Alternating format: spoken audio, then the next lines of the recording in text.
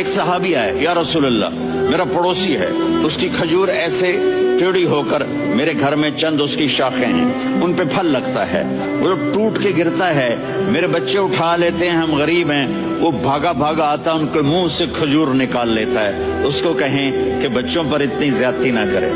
آپ نے اس کو بلایا, وہ منافق تھا, آپ نے اس سے فرمایا ایک سودا کرتے ہو؟ کہا جی کیا؟ کہا یہ کھجور مجھے دے دو اور اس کے بدلے جنت میں کھجور لے کے دوں گا.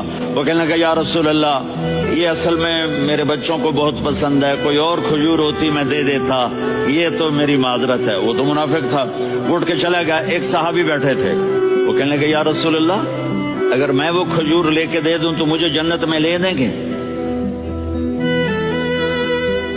ان کا نام ہے ابو الدحداح.